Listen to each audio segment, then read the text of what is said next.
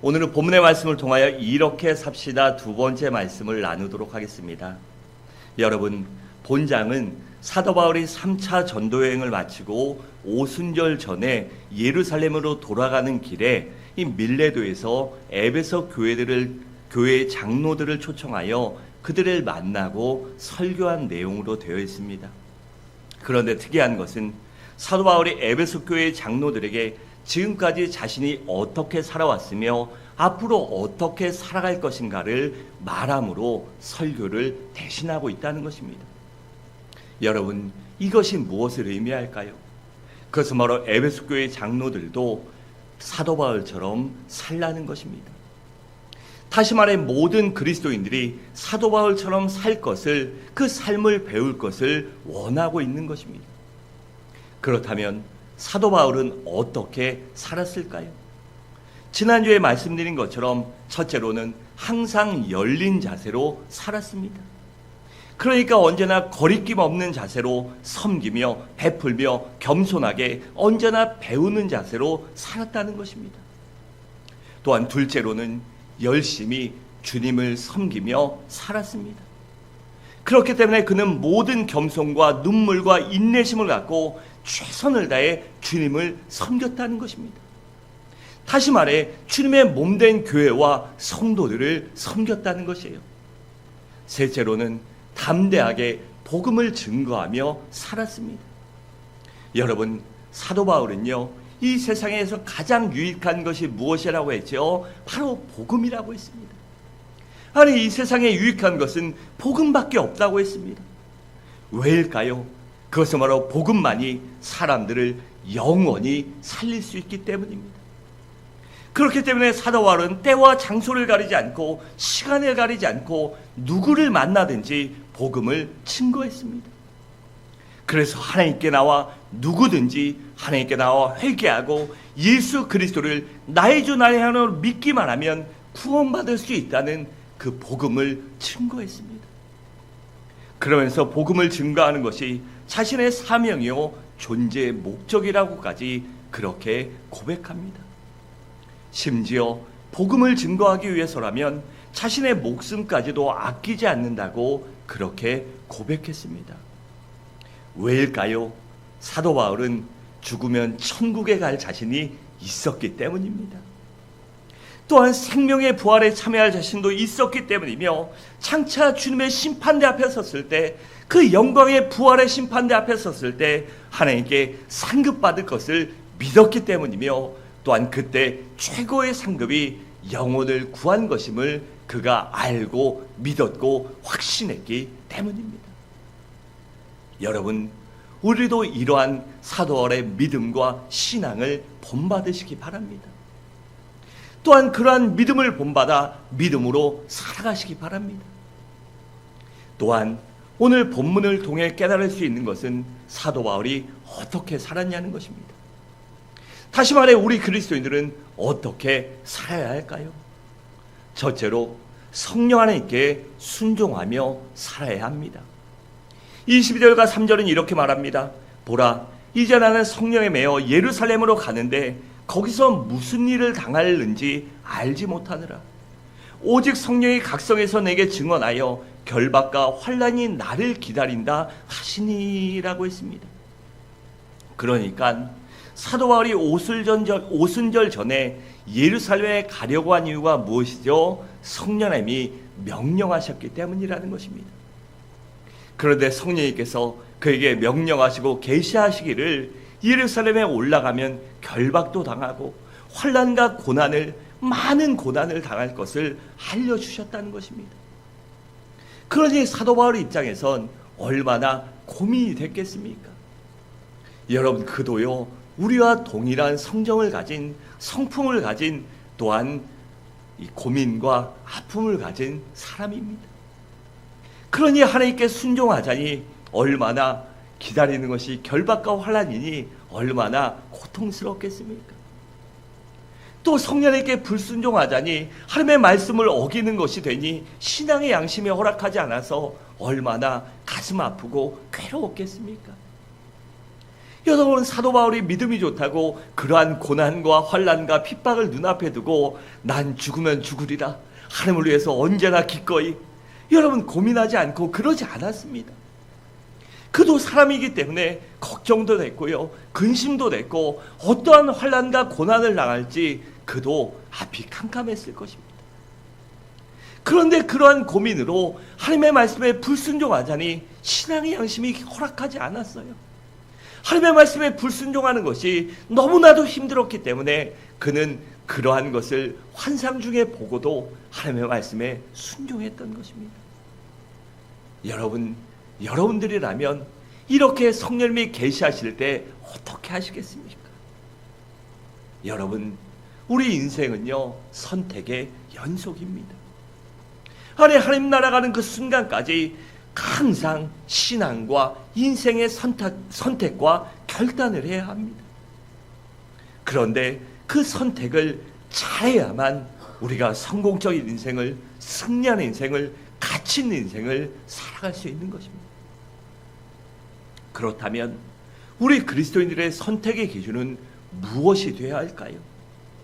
그것은 바로 하나님의 뜻이 되어야만 합니다. 하나님의 뜻에 순종하는 것, 그 말씀에 순종하는 것이 우리 그리스도인들의 인생의 선택의 기준이 될 때 바로 우리가 하나님께 인정받을 수 있는, 하나님이 함께 하실 수 있는, 하나님이 도와주실 수 있는 가치 있는 인생을 살아갈 수 있기 때문입니다. 그리고 또한 신앙의 본질이 하나님의 뜻에 순종하는 것이기 때문입니다. 우리 신명기 30장 19절을 함께 읽겠습니다. 시작.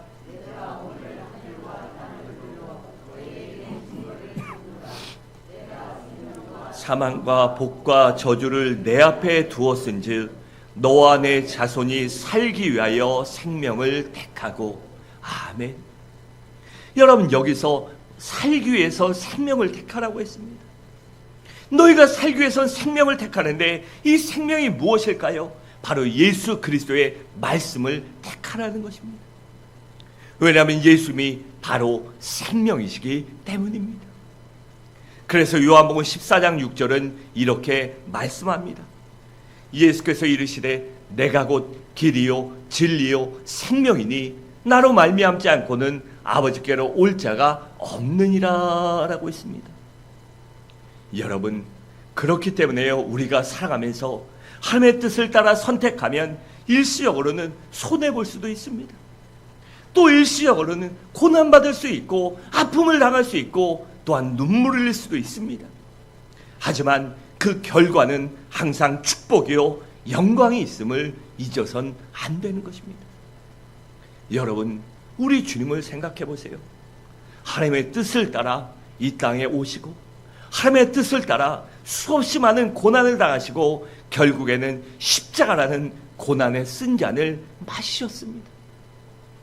그래서 수없이 말할 수 없는 고통과 핍박과 무시와 모멸과 아픔과 종국에는 죽음을 당하셨지만 그 하나님의 뜻에 순종하셨기 때문에 부활의 영광에 참여할 수 있고 부활의 첫 열매가 되어 모든 그리스도인들을 생명으로 인도하는 생명의 길이 되신 것입니다.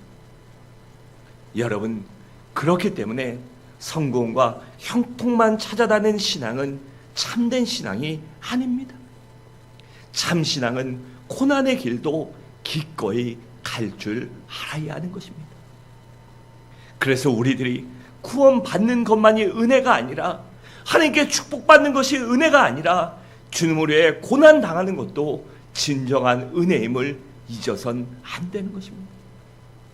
그래서 빌립보서 1장 29절은 이렇게 권면합니다. 그리스도를 위하여 너희에게 은혜를 주신 것은 다만 그를 믿을 뿐 아니라 또한 그를 위하여 고난도 받게 하려 하심이라 라고 했습니다. 여러분, 하나님께서 우리를 택하시고 부르신 것은 바로 우리들도 주님처럼 고난을 받게 하기 위함입니다. 그래서 베드로전서 2장 21절은 이렇게 말씀합니다. 이를 위하여 너희가 부르심을 받았으니 그리스도도 너희를 위하여 고난을 받으사 너희에게 본을 끼쳐 그 자취를 따라오게 하려 하셨느니라고 했습니다. 그러니까 우리 그리스도인들도 주님의 고난의 발자취를 따라 주님처럼 고난받게 하시려고 우리를 부르셨다는 것입니다. 여러분, 그렇기 때문에요, 전도하고 주님의 몸된 교회를 섬기기 위해 고난당하고 구역 식구들을 돌보기 위해 희생하는 것 등은 참으로 아름다운 고난이요, 가치 있는 고난이며 상급이 있는 고난임을 잊어선 안 되는 것입니다. 여러분, 참신앙은 하나님의 뜻에 순종하는 것입니다. 그것이 비록 고난이라도 말입니다. 또한 참신앙은 언제나 성령님의 감동에 순종하는 것입니다. 그 순종이, 그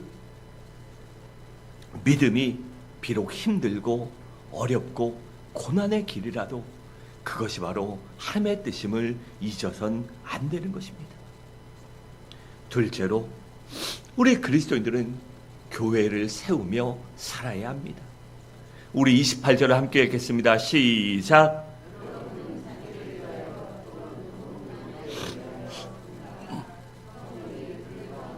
여러분들을 감독자로 삼고 하나님이 자기 피로 사신 교회를 보살피게 하셨느니라. 아멘. 여러분, 교회가 무엇일까요? 바로 하나님의 피로 사신 곳입니다. 여기 하나님의 피란 바로 예수 그리스도의 보혈을 말해요. 여러분, 예수 그리스도가 성육신이신 하나님이시기 때문에 예수님의 십자가의 피를 하나님의 피라고 그렇게 말한 것입니다. 또한 교회란 예수님의 피값을 지불하고 원수 마귀에게서, 죄와 마귀에게서 사시고 해방시키신 성도들을 말씀합니다. 그러니까 교회란 거듭난 성도들의 신앙 공동체인 것이에요. 물론 건물도 교회이지만 교회의 본질은 성도들입니다. 그래서 하나님께서는 그 성도들을 보살피기 위하여 목회자와 장로와 권사와 구역장과 교사 등의 교회 지도자들을 세우신 것입니다. 그렇다면 교회 지도자들의 사명은 무엇일까요? 그것은 바로 교인들을 잘 보살피는 것입니다. 나에게 맡겨진 양떼를 위해 눈물로 기도하고 말씀으로 양육하며 격려하며 위로해주고 섬기며 보살피는 것입니다. 마치 부모들이 자녀들을 양육하듯이 말입니다. 그렇다면 왜 그렇게 양떼들을 돌봐야 할까요? 그것은 바로 흉악한 이리들 때문입니다. 우리 29절과 30절을 함께 읽겠습니다. 시작.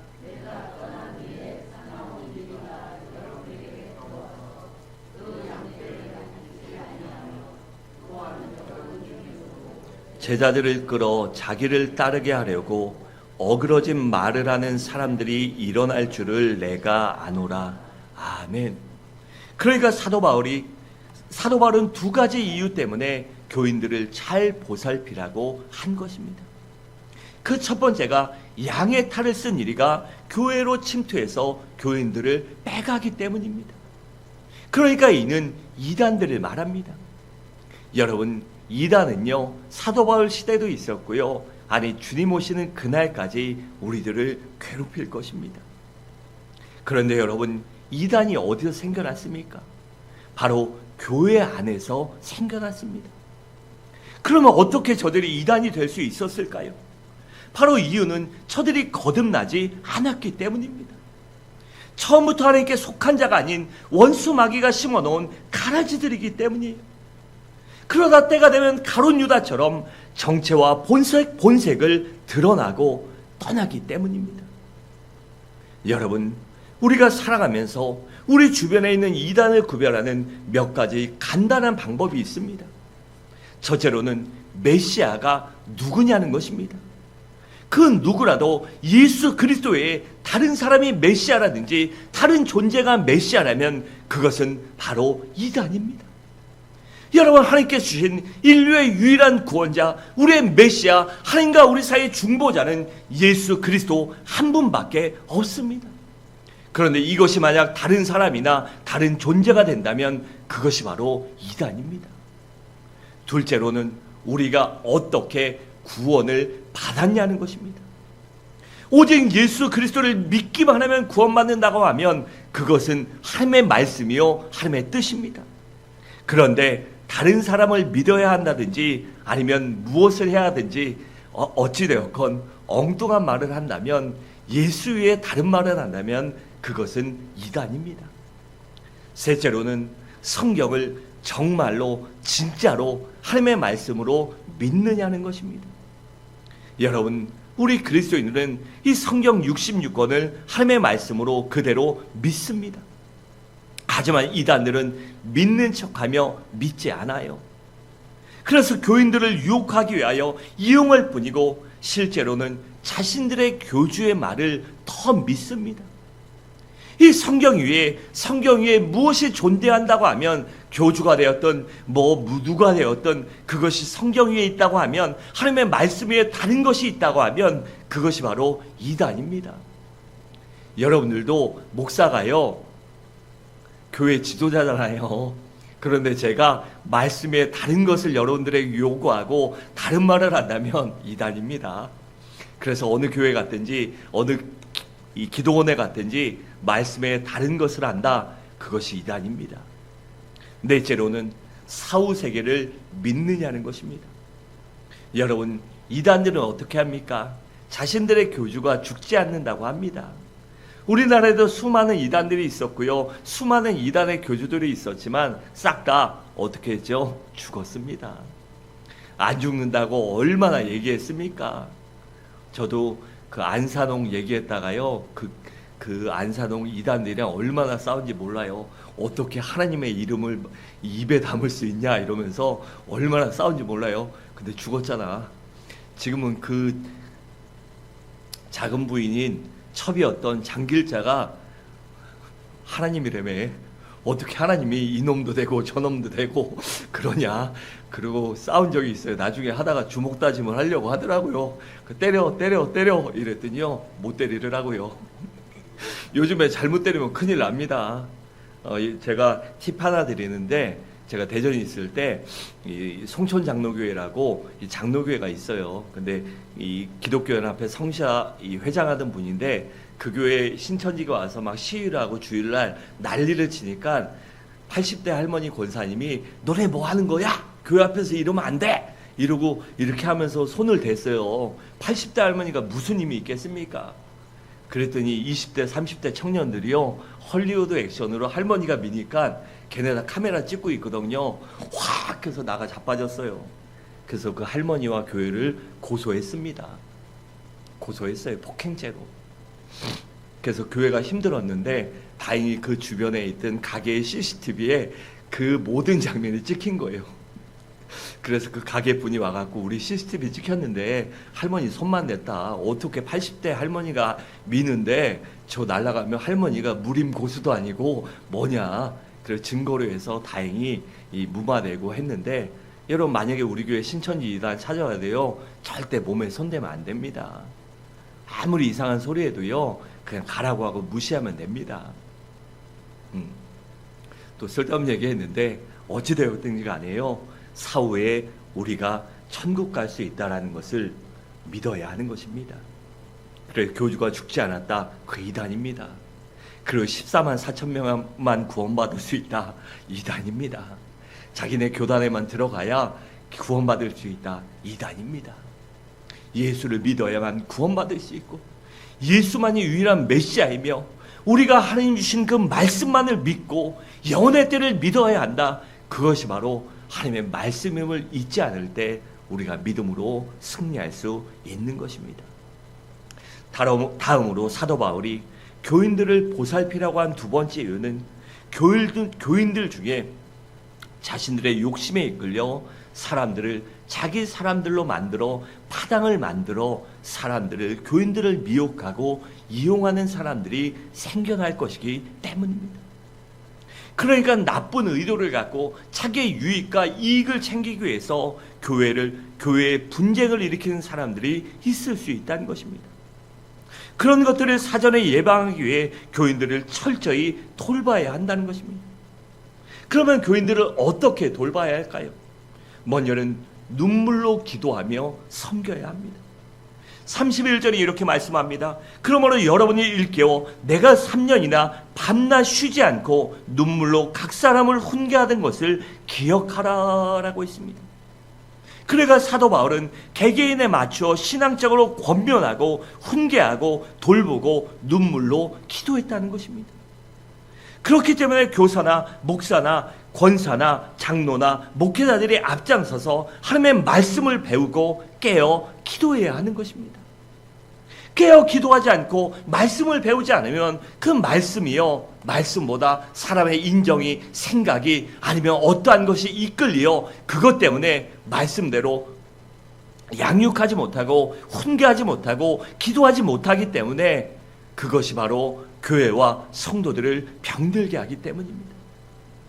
둘째로는 말씀으로 양육해야 합니다. 32절에 이렇게 말씀합니다. 지금 내가 여러분들을 주와 및 그 은혜의 말씀에 부탁하노니 그 말씀이 여러분들을 능히 든든히 세우사 거룩하게 하심을 입은 모든 자 가운데 기업이 있게 하려 하시리라 라고 했습니다. 그러니까 우리가 말씀으로 양육한 이유는 말씀만이 우리의 믿음을 든든히 세울 수 있기 때문입니다. 그렇게 말씀으로 든든히 세워져야만 어떠한 경우에라도 흔들리지 않고 넘어지지 않기 때문입니다. 그리고 말씀으로 양육을 해야만 우리가 진정으로 거룩해질 수 있기 때문입니다. 그리고 우리가 거룩해져야 선악을 구별하고 성령의 역사와 사단의 역사를 구별할 수 있기 때문이에요. 그래야만 이단과 그러한 것들에 우리가 휩쓸려 넘어지지 않고 주님을 온전히 믿고 따를 수 있기 때문입니다. 또한 말씀으로 양육해야만 하늘나라에 대한 기업의 소망이 생기고 잃어버리지 않기 때문입니다. 여러분, 우리가 예수를 믿는 궁극적인 목적이 무엇입니까? 바로 주님께서 이 땅에 재림하실 때 생명의 부활에 참여할 뿐 아니라 주님과 더불어 영원히 영광 중에 사는 것이 아닙니까? 그렇기 때문에 말씀 양육이 꼭 필요한 것입니다. 여러분, 말씀으로 훈련받아야 우리의 믿음이 빨리 성장하고 견고해지며 분별력이 생기는 것입니다. 또한 우리의 신앙과 인격과 삶이 아름답게 변화되어 성숙한 그리스도인이 되고 주 안에서 풍성한 삶을 살아갈 수 있기 때문이에요. 또한 더 나아가 그리스도를 닮아갈 수 있기 때문입니다. 그래서 우리가 말씀으로 양육받아야 하며 양육해야 하며 기도로 섬겨야 하는 것입니다. 셋째로 우리 그리스도인들은 베풀며 살아야 합니다. 35절을 함께 읽겠습니다. 시작.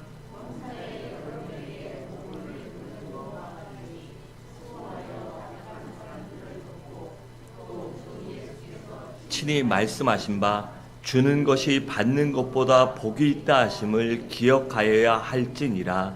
아멘. 여러분, 사도 바울은 지금 뭐라고 말합니까? 우리 주님께서 친히 말씀하신 것을 기억하라고 했습니다. 그렇다면 예수님께서 친히 말씀하신 것이 무엇일까요? 바로 주는 것이 받는 것보다 복이 있다는 것입니다. 그러니까 받기를 좋아하기보다는 오히려 섬기며 베풀며 나누며 살라는 것입니다. 야, 우리 주님이 왜 오셨습니까? 바로 섬기기 위해 이 땅에 오셨습니다. 그래서 마가복음 10장 45절에 이렇게 말씀합니다. 인자에 온 것은 섬김을 받으려 함이 아니라 도리어 섬기려 하고 자기 목숨을 많은 사람의 대속물로 주려 하려 함이니라 라고 했습니다. 여러분, 기독교의 황금률이요, 십계명을 요약하면 바로 이웃을 섬기며 대접하라는 것입니다. 그래서 마태복음 7장 12절은 이렇게 말씀합니다. 그러므로 무엇이든지 남에게 대접을 받고자 하는 대로 너희도 남을 대접하라. 이것은 율법이요 선지자니라 라고 했습니다. 여러분, 사도 바울은요, 그렇기 때문에 그렇게 힘들게 전도하고 목회하면서도 힘이 닿는 대로 약한 자와 가난한 자와 소외된 자들을 돌보며 살았습니다. 그렇기 때문에 지금 사도 바울은 에베소 교회 장로들에게 자신과 같이 어렵고 힘들고 가난한 자들을 계속해서 돌보며 돌보라고 권면하고 있는 것입니다. 그렇기 때문에 우리 교회에서도 선교를 하고 구제를 하고 장학 사업을 하며 더 많은 선교와 구제와 장학을 하기 위해서 기도하고 소망하고 있는 것입니다. 여러분, 이 세상에 가치 있는 것이 있다면 바로 선을 베푸는 것이고 덕을 세우는 것이며 사람을 살리는 것입니다. 그리고 하늘나라에 갔을 때 칭찬받고 상급을 받을 수 있는 것도 바로 진정 하나님을 사랑하는 마음으로 그 말씀에 순종하는 믿음으로 섬기며 베풀며 나누며 사는 것입니다. 그래 디모데전서 6장 18절과 19절은 이렇게 말씀합니다. 선을 행하고 선한 사업을 많이 하고 나누어지기를 좋아하며 너그러운 자가 되게 하라. 이것이 장래에 자기를 위하여 좋은 터를 쌓아 참된 생명을 취하는 것이니라 라고 했습니다. 또 히브리서 13장 16절은 이렇게 말씀합니다. 오직 선을 행함과 서로 나누어 주기를 잊지 말라. 하나님은 이 같은 제사를 기뻐하시느니라 라고 했습니다. 그러니까 이웃에게 베푸는 것이, 선을 행하는 것이 바로 하나님이 기뻐하시는 제사라는 것입니다. 사랑하는 성도 여러분, 말씀을 마치도록 하겠습니다. 우리들도 사도 바울처럼 동일한 은혜로 구원받고 동일한 은혜로 살아가며 하나님의 더 큰 사랑과 관심을 갖고 있는 하나님의 자녀요, 성도요, 그리스도임을 잊지 마시기 바랍니다. 그래야 우리들도 어떠한 경우에라도 하나님의 뜻과 성령님의 감동에 순종하며 주님의 몸된 교회를 서가며 베풀며 섬기며 나누며 덕을 세우며 살아가시기 바랍니다.